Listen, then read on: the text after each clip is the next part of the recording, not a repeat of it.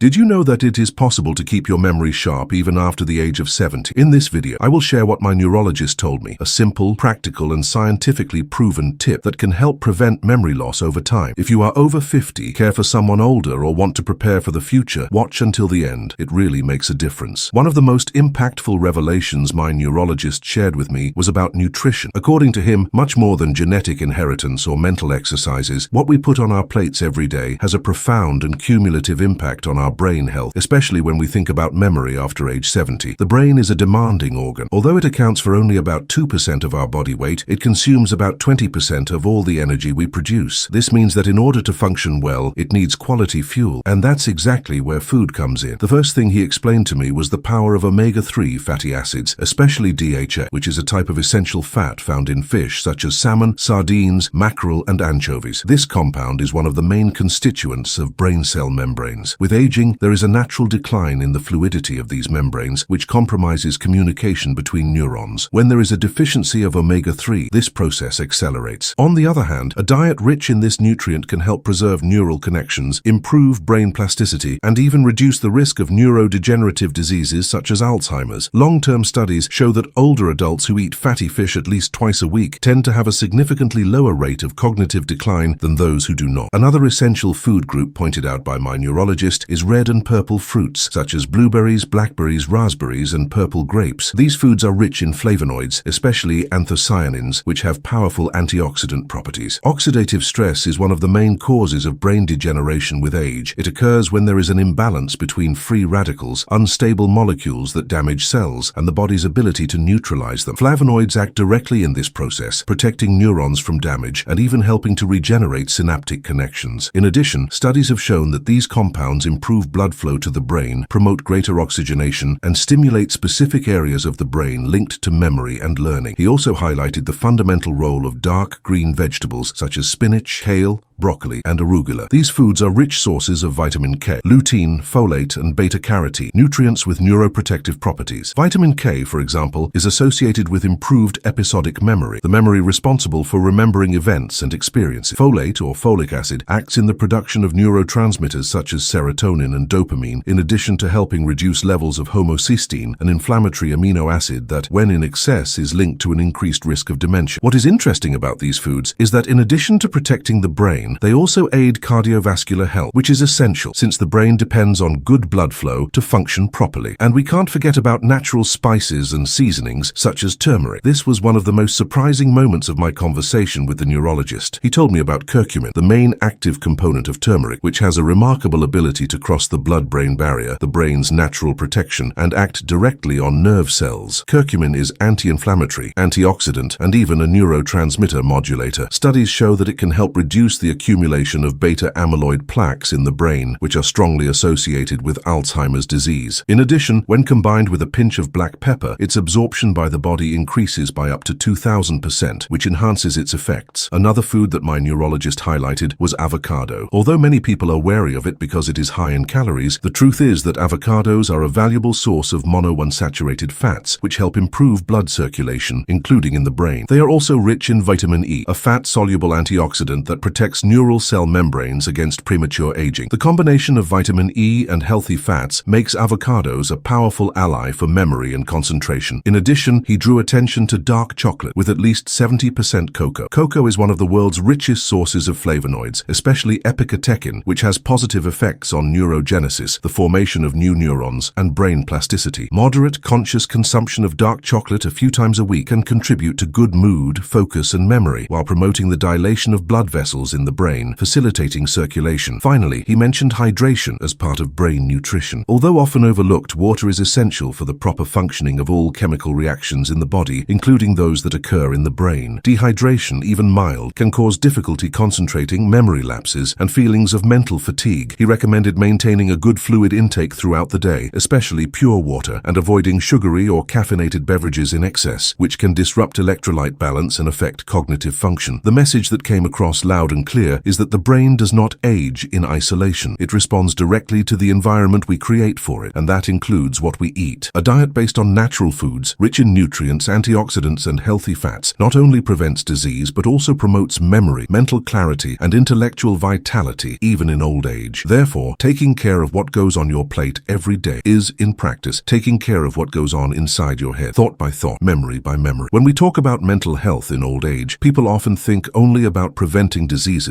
such as Alzheimer's or other forms of dementia. But my neurologist gave me a much broader and more interesting perspective. He explained that the brain, like the muscles of the body, needs constant exercise to stay strong, active, and functional. It's not enough to just eat well or get enough sleep. You have to deliberately train your mind. And he was very clear that we're not talking about random activities, but rather specific mental exercises that challenge the brain in a structured and progressive way. This practice not only prevents the natural cognitive decline that comes with age, but can also improve skills such as focus, memory, language, and logical reasoning, even after the age of 7. He began by explaining the concept of neuroplasticity, the brain's ability to adapt, change, and form new neural connections throughout life. In the past, it was believed that the brain reached a point of maximum development in youth, and from there began an inevitable process of deterioration. But current evidence shows exactly the opposite. The brain is constantly changing and can indeed continue to learn and renew itself, even in old age. The key is how we use it. An underused brain tends to lose synaptic connections. On the other hand, a brain that is regularly challenged, faced with new things and problem solving, strengthens itself and develops alternative routes to compensate for natural losses. Among the exercises he recommends most are word games, such as crossword puzzles, word searches, and anagrams. These activities require attention, vocabulary memory, and association of ideas, all of which stimulate important areas of the brain related to language and long-term memory. The interesting thing is that when we search for a forgotten word or mentally rearranged letters, we activate not only the cerebral cortex, but also the hippocampus, a region critical for storing new information. Doing crossword puzzles every day, for example, is a form of light but cumulative cognitive training that can bring real results over time. Another exercise he enthusiastically recommended was active reading. This is not just about passively reading a novel or a news article, but reading with intention. This means, for example, underlining passages, jotting down thoughts, trying to retell what you have read in your own words, or asking critical questions about the content. This type of reading stimulates comprehension, retention, and the ability to synthesize information. He mentioned that even reading aloud can have additional benefits, as it activates motor areas of speech and reinforces auditory memory, which is especially helpful for older adults who have increasing difficulties with verbal language. But perhaps the most surprising recommendation was to learn something completely new. It could be a foreign language, a musical instrument, or even a new hobby that involves manual skills such as painting, gardening, or embroidery. The point here is to step outside your comfort zone. When we learn something from scratch, we challenge the brain to form new neural networks, connecting areas that previously did not communicate frequently. This significantly increases synaptic density and promotes true cognitive regeneration. He commented that bilingual seniors, for example, tend to experience the onset of Alzheimer's symptoms up to 5 years later than those who speak only one language. And it's not about being fluent, but simply being in constant contact with new linguistic stimuli, sounds, grammatical structures, and vocabulary. Puzzles and logic games such as Sudoku, chess, and even some strategic video games were also highly recommended. They work on problem solving, planning, anticipating moves, and decision-making under pressure, skills that unfortunately begin to deteriorate with age if they are not trained. Interestingly, these games require divided attention, logical thinking, and working memory, activating multiple regions of the brain simultaneously. He emphasized that it is best to choose challenges that cause slight intellectual discomfort, i.e., that are not too easy to become automatic, but also not so difficult as to cause frustration. Another powerful mental exercise is teaching. He explained to me that when a person sets out to teach something to another, even if it is simple content such as a recipe or a story, they need to mentally organize the information, remember the details, structure the narrative, and answer questions. This process reinforces long-term memory and helps consolidate knowledge more deeply. That's why activities such as teaching grandchildren, explaining how a device works, or even sharing a life story with details and reflections have a more significant cognitive impact than one might think. In addition, he talked about the importance of variety in mental exercises. The brain quickly adapts to repetitive patterns, which reduces the benefits of cognitive stimulation. Therefore, alternating the types of activities, sometimes reading, sometimes playing, sometimes learning something new, is essential to keep the brain constantly challenged. The diversity of stimuli prevents the brain from going into autopilot, and more than that, promotes the activation of different areas of the brain, which increases cognitive resilience. This strategy is essential for dealing with the natural decline in mental functions over the years. He also emphasized the importance of incorporating these mental exercises into your daily routine, rather than just doing them occasionally. Just as a 20-minute walk every day is better for your physical health than an occasional marathon, small daily cognitive stimuli are more effective than intense, sporadic mental training sessions. Ideally, he says, you should create a sacred moment in your routine where the focus is on exercising your brain with dedication and presence. This daily ritual creates consistency, and it is precisely this consistency that shapes the brain's structure over time. These practices, although they seem simple, are what he calls conscious brain training, and this is where he believes the biggest difference lies between aging with lucidity or gradually losing mental autonomy. Because it's not just about preventing memory loss, but about building a more resilient mind, prepared to deal with the challenges of time with flexibility and clarity. Few things impressed me as much in my conversation with my neurologist as the emphasis he placed on quality sleep. We live in a culture that values productivity above all else, where sleeping little is often associated with willpower, determination, and even intelligence. But what he told me was exactly the opposite. There is no brain health without real sleep. And what's most striking is that sleep isn't just a phase of rest. It's during sleep that the brain performs some of its most sophisticated and critical functions for memory, learning, and cognitive regeneration. He compared the brain to a large library that spends the entire day receiving information, books, images, sounds, words, emotions. But this light is only organized at night during sleep. If sleep is interrupted, superficial, or insufficient, this organization does not happen, and the result is clear: frequent forgetfulness, difficulty concentrating, and a feeling of mental fatigue even after a night in bed. He explained that the brain goes through different stages of sleep, each of which has a specific role in maintaining mental health. Deep sleep, also called slow-wave sleep, is when cell regeneration, strengthening of synaptic connections, and consolidation of declarative memory, the memory used to remember facts, names, dates, and events, occur. REM sleep, which is when we have the most vivid dreams, is related to emotional organization, creativity, and procedural memory, the kind linked to motor skills and habits such as driving or playing an instrument. These cycles alternate throughout the night, and for the brain to perform all the necessary tasks, it is essential that these cycles are completed in sufficient quantity and quality. Frequent interruptions during the night, such as those caused by apnea, snoring, pain, or even the simple habit of getting up several times to go to the bathroom,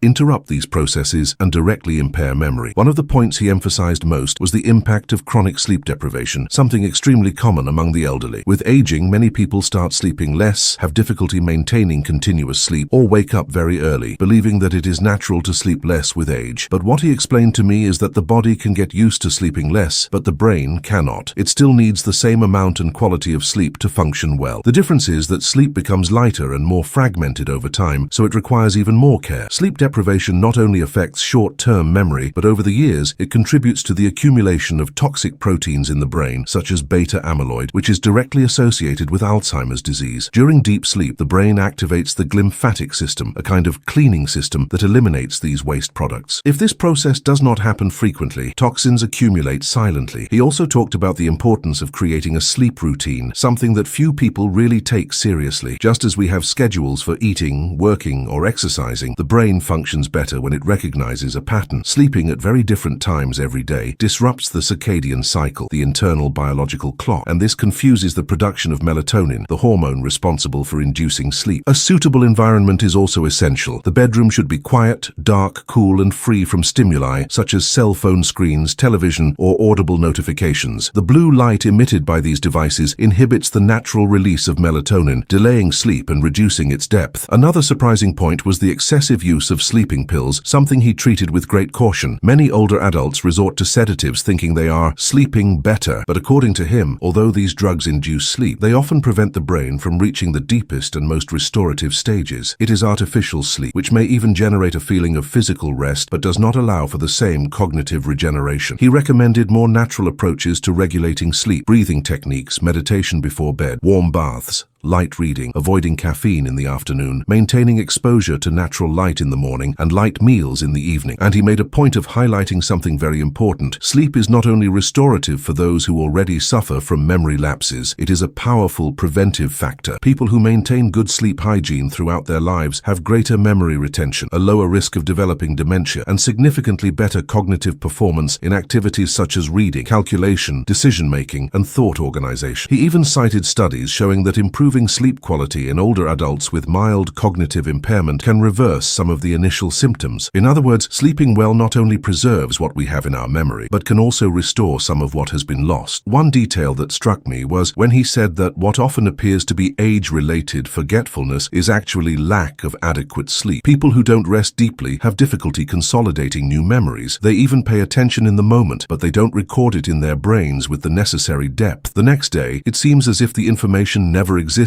This type of lapse, which many treat as normal for their age, may actually be a sign that the brain is exhausted and poorly recovered. More than any supplement or fancy memorization technique, quality sleep is one of the most overlooked pillars of brain health, and that's precisely why it's so crucial to understand it deeply. Taking care of your sleep is essentially taking care of how your brain stores what you experience, filters what's important, eliminates what's useless, and gives you the mental clarity to keep learning, because a rested brain is an active, organized brain that is more resistant to aging. During our conversation, the neurologist was clear in saying that just as important as adopting healthy habits to protect the mind is eliminating the silent behaviors that sabotage the brain every day. According to him, many of the forgetfulness that begins to appear after the age of 60 or 70 is not only the result of natural aging, but also the accumulation of habits that over the years weaken cognitive structures, destroy synaptic connections, and compromise areas of the brain responsible for memory and attention. And the scariest thing is that most of these habits are seen as normal, even harmless, which makes them even more dangerous. The first of these, and perhaps the most common, is sedentary lifestyle. The idea that physical exercise is only good for the body is completely outdated. He explained that movement is one of the greatest stimulants for the brain. Aerobic physical activities such as walking, swimming, dancing, or cycling increase blood flow to the brain, improve oxygenation of neurons, and stimulate the release of neurotrophic factors such as BDNF, a protein essential for the formation of new neural connections and for protecting neurons against degeneration. The absence of physical activity, on the other hand, reduces neuroplasticity, impairs the transport of nutrients to the brain, and is associated with a significant increase in the risk of dementia. The brain of a sedentary person simply receives fewer stimuli and fewer resources to stay healthy, and over the years this impact becomes more evident, manifesting itself through memory lapses, difficulty concentrating, and slow thinking. Another powerful villain he points to is excessive consumption of sugar and ultra-processed foods. The brain is extremely sensitive to what we eat, and excess sugar directly affects cognitive function. When there are frequent spikes in blood glucose, the body releases large amounts of insulin. Over time, this process can lead to cerebral insulin resistance, a condition that impairs communication between neurons and is strongly linked to accelerated cognitive decline. He mentioned studies that have already dubbed Alzheimer's type 3 diabetes, precisely because of this correlation between glycemic imbalance and brain deterioration. In addition, ultra-processed foods, loaded with chemical additives, dyes, preservatives, and trans fats, promote silent inflammation in the brain, alter the gut microbiota, which directly influences the brain-gut axis, and accelerate cellular aging. The result is an inflamed, confused, tired brain that is increasingly less efficient at retaining information. But perhaps the most underestimated and equally harmful habit is social isolation. He explained to me that the human brain is designed for interaction. From the early years of life to old age, interaction with other people stimulates areas responsible for language, empathy, emotional memory, interpretation of nonverbal cues, and social decision-making. When a person isolates themselves, these areas are simply underactivated. Over time, this lack of stimulation leads to the loss of neural connections and the shrinking of regions such as the hippocampus, which is essential for the formation of new memories. And the most tragic thing is that many older people, out of shame, grief, mobility difficulties, or even because they think they have nothing to talk about, end up withdrawing. And without realizing it, they accelerate a process of brain deterioration that could be prevented with simple daily interactions, such as conversations with neighbors, phone calls to friends, reading groups, churches, or even small exchanges at the corner market. The neurologist also spoke about chronic stress as one of the greatest aggressors of the mind. When we are under constant stress, the body releases high levels of cortisol, the stress hormone. In small doses, cortisol has important functions, but in excess it becomes toxic to the brain, especially the hippocampus, which is extremely sensitive. Prolonged exposure to stress causes this region to shrink, impairs the formation of new memories, and contributes to mental confusion, difficulty focusing, and a feeling that the mind is always full. Stress often comes disguised as excessive worry, constant dissatisfaction, hyperdemandingness, or uninterrupted consumption of negative news. In these states, the brain has no room to process information clearly. It goes into survival mode, where the focus is on reacting, not learning or memorizing. Another habit he strongly highlighted was the routine and excessive use of digital multitasking, such as jumping from one app to another, watching videos while responding to messages, or checking checking emails every 5 minutes. He explained that the brain is not designed to perform multiple cognitive tasks at the same time. What we call multitasking is actually the brain quickly shifting its focus from one activity to another. This increases mental fatigue, reduces the depth of processing, and impairs memory consolidation. In addition, this type of fragmentation undermines an essential skill for keeping the mind active and healthy: mindfulness. Without mindfulness, there is no real absorption of information, and without absorption, there is no memory. People who live in constant digital distraction, especially those who spend hours on social media or consuming fast and shallow content, train their brains to be superficial, and the more superficial the processing of an experience, the harder it will be to remember it later. Finally, he talked about the habit of no longer challenging one's mind. Many people, when they reach a certain age, believe that they have learned enough, that they no longer need to strive to understand something new, solve problems, or develop skills. This intellectual conformity is extremely harmful because the brain works like a muscle. What is not used weakens and disappears. He said that no matter what age you are, the brain needs constant stimulation, novelty, and challenge. Stopping learning, stopping thinking critically, stopping being interested in different subjects, all of this contributes to a slow and silent atrophy of the mind. When combined, these habits create fertile ground for cognitive decline. And the most important thing he taught me was that none of them act in isolation. They combine, reinforce each other, and create a cycle that is difficult to break. But awareness is the first step toward transforming this reality. Understanding that what seems harmless, such as going days without talking to anyone, eating processed foods every day, or living in constant distraction, has real, profound, and measurable effects on your ability to remember, think, decide, and even feel. Throughout my conversation with my neurologist, I absorbed every piece of information as if it were pure gold. Diet, mental exercise, sleep, habits that destroy memory. It all made sense. It all fit together. But it was almost at the end of the consultation that he gave me something surprising, something small, simple, that required no equipment, no consultations, no money, and not much physical effort. He said, if you can do this every day for just 5 minutes, you'll be training your brain to live with more presence, clarity, and memory. The recommendation seemed almost trivial at first glance, but when he explained what was behind those 5 minutes, everything changed. It was no longer just an exercise, it became a mental preservation practice, a daily shield against distraction, forgetfulness, and the invisible wear and tear of the mind over the years. The practice consisted of a simple exercise of active mental review of the day, every day, preferably at night, just before going to sleep or during a quiet moment. The exercise was as follows: sit in a quiet place, close your eyes, and mentally replay the day that had passed, as if you were rewinding a movie. He instructed me to try to remember as many details as possible, from the moment I woke up to that exact moment. What did I eat for breakfast? Who was the first person I spoke to? What appointments did I have? What conversations did I have? Where did I go? What smells and colors did I notice? What emotions did I feel? He said, it doesn't matter if you forget a lot. The value is in the attempt. It's the effort that trains the brain. He explained that this exercise activates several cognitive areas at the same time. First, it works on episodic memory, which is responsible for storing personal events and experiences. Then it mobilizes the sustained attention system because it requires continuous concentration without distractions. At the same time, it stimulates executive functions, since the person needs to organize events in sequence, interpret what they have experienced, and often reflect on the meaning of it all. With regular practice, the brain begins to record the moments of the day with more attention, knowing that in the evening it will be tested. This naturally increases the level of presence and perception throughout daily activities, and being present is the first step to memorizing. He said that this simple practice, if done every day, can improve not only the ability to retain information, but also expand emotional awareness, reinforce a sense of identity, and strengthen what he called continuous self-memory, the memory that gives us a sense of who we are, where we came from, and why we are doing what we are doing. When the brain ages, one of the first noticeable losses is precisely this narrative thread of life. We begin to forget small parts of everyday life, fragments of experiences, and soon the sense of continuity is broken. This practice, however subtle it may seem, acts precisely at this point. It helps to consolidate one's own history as something whole, understandable, and recorded with intention. But the exercise doesn't end there. After mentally reviewing the day, he recommended adding a second moment, which he called conscious projection. After reviewing what happened, the idea was to project the next day. What do I plan to do? Who will I talk to? What are the most important tasks? This has two powerful neurological effects. First, it strengthens prospective memory, which is the ability to remember to do something in the future, such as taking medicine, attending an appointment, or sending an important message. Second, it creates a sense of purpose and planning that organizes thinking, reduces anxiety, and trains the brain for anticipatory reasoning, something that often weakens with age. He went further and said that over time, it is possible to further enrich this practice with a reflective layer. When reviewing the day, ask yourself yourself what was meaningful, what could have been better, what you learned, what you felt. This transforms simple recollection into a continuous learning process. More than that, it gives the brain a reason to retain certain memories because it assigns value to the experience. The brain does not record everything. It prioritizes what seems important, relevant, emotionally charged. By giving meaning to what has been experienced, this practice teaches the brain to file things away better. The beauty of this exercise lies in the fact that it does not depend on age, education, physical condition, or level of education. Anyone can do it. And according to him, the simpler, the more powerful. Daily repetition creates a stable neurological pattern. He compared this practice to oral hygiene. Brushing your teeth does not prevent dirt from returning, but it prevents it from accumulating to the point of causing damage. The same is true for the mind. 5 minutes a day prevents the accumulation of mental disorganization, useless forgetfulness, and confusion of thoughts. It's like combing through your mind before going to sleep. He also pointed out that, in addition to cognitive benefits, this practice has profound effects on emotional well-being. By reviewing the day carefully, many people begin to identify patterns of behavior, stress triggers, and small moments of joy that previously went unnoticed. This improves your relationship with time, with others, and with yourself. And the feeling of being aware of your own life is one of the greatest protections against feelings of uselessness, common in later stages of life. And even though the suggestion is only 5 minutes, he told me that many people end up staying longer, naturally, because the exercise is enjoyable. It calms, organizes, and brings clarity. And this creates a positive cycle. The more clarity you feel, the more you want to continue with the practice. The more continuity there is, the stronger the brain becomes to face the next day. And the brain, realizing that it is being cared for, responds. It adjusts. It renews itself. It regains confidence in its own ability to remember, to connect ideas, to understand, and to exist with clarity, because that is exactly what it was designed to do, as long as we don't abandon it to its own devices.